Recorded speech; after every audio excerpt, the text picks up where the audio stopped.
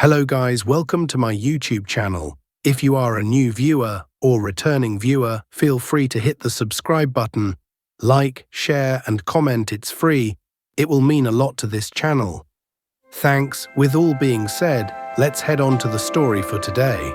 The jungle of the Titiwangsa Range does not give up its secrets easily. It is a world within a world, a place where the map ends and the old laws begin. Local legends speak of entire villages that vanished into thin air, slipping into the gap between dimensions. In August 2015, the legend became a terrifying reality. Not a village of spirits, but a lost generation of children. For the Temia people, this forest is not wild. It is home. It is a supermarket, a pharmacy, and a temple. But it is also a place of spirits. The Orang Bunian, the hidden ones, Pos Tohoi, an outpost of modernity in the deep interior. Here, the state gathers the children of the Orang Asli to educate them, to bring them into the fold of the mainstream. But for the children of Kampung Penad and Kampung Gawin, the school hostel was a place of isolation, separated from their parents for months at a time, living under a rigid hierarchy that they did not understand, and that did not understand them. August 23rd, 2015, a Sunday. The heat was stifling. 7 children, the oldest 11, the youngest just 7, sneaked out of the hostel. They went to the river, to swim, to be children. But in the strict regimen of the boarding school, this was a transgression, a violation of rules. We heard the teachers were angry. The older kids said, "You will be punished. You will be beaten." We were scared. We didn't want to be hit. These are children who are used to a communal, gentle upbringing. The threat of physical punishment from an authority figure, it wasn't just detention. It was a decision made in panic. They didn't plan to run away forever. They planned to hide, to wait for the anger to pass, just for the night. Mirsudia, Norien, Ika, Sasa, Haikal, Linda, Juvina.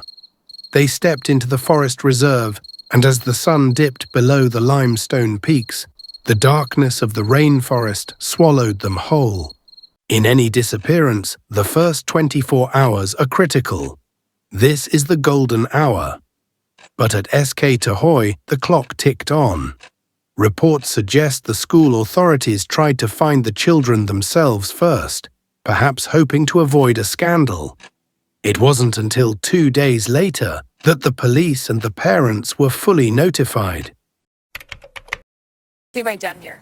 2 days. In the jungle, 2 days is the difference between dehydration and death. We were in the village when they finally told us. My heart stopped. I wanted to run to the school, but it is far. We know the forest. We know the stories, but they told us to wait. They said the police handled it, but the police, they walk on the roads. Our children were in the trees. When the operation finally launched, it was massive. Police, Rela, civil defense. They combed the radius around the school, but the rainforest is deceptive. You can be 5 meters from a person and not see them through the dense undergrowth. The terrain is steep. It is dangerous. We are doing everything we can. Questions began to mount. Why were the Senoi Prak, the legendary Orang Asli trackers of the police force, not deployed immediately? Critics argued that the authorities treated this as a case of truancy, not a life-or-death emergency. They assumed the children had just run home. They didn't realize the children were hiding. Days turned to weeks, no footprints, no scraps of clothing. It was as if the earth had swallowed them. In the absence of evidence, folklore rushed in to fill the void. The villagers began to whisper about the Orang Bunian. The children were being hidden. Desperate, the authorities allowed over 100 mystics and shamans to intervene. They set off fireworks to startle the spirits into releasing their captives. But they are possessive. The Bunian enter their domain without permission. They may keep you. You live in their dirt, you eat their food. But in our world, you are dead. For the parents, this offered a strange comfort. If the Bunian had them, they were safe. They were being fed. It was a better alternative to the tigers or starvation. But the children were not in a spirit village. They were in the dirt. We heard the noise, we heard the helicopters. But we thought they were coming to catch us to take us back to the teachers. So we hid deeper, we stayed.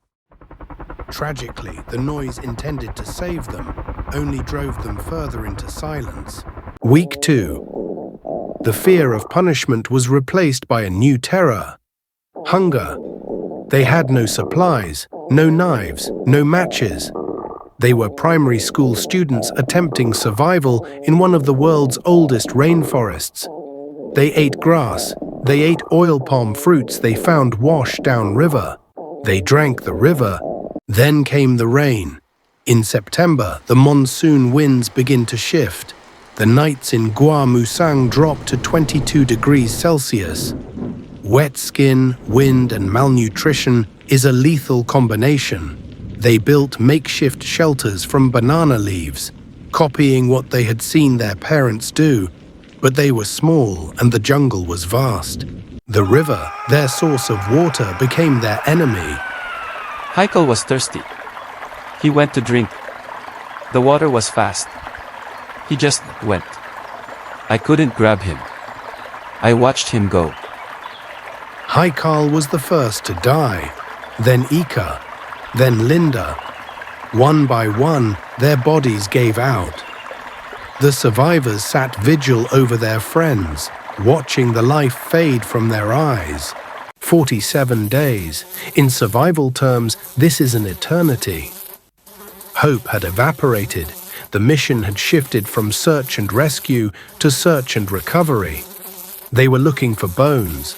They were scanning the riverbanks, following the smell of decay, under the roots of a giant tree, less than a kilometer from the safe haven they never reached. A miracle.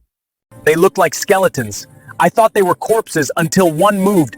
I fell to my knees and thanked God. Mirsudia Aluj and Norien Yacob, emaciated, weak but alive. 2 had survived, but 5 were gone.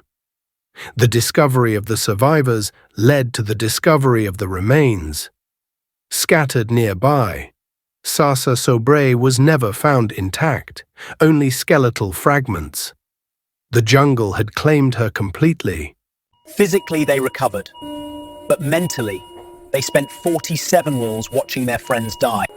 They spent 47 days in fear. The girls were severely malnourished. They had lost half their body weight. But the psychological scars were deeper. She doesn't want to go back. She is afraid. She dreams of the jungle. She dreams of her friends waiting for her. The trust was broken. For many in the community, the school was no longer a path to a better life, but a place of danger. Many parents stopped sending their children. Ika, Sasa, Haikal, Linda, Juvina, 5 lives cut short, 5 futures erased. The government tried to blame the kids. They said they ran away. It's their fault.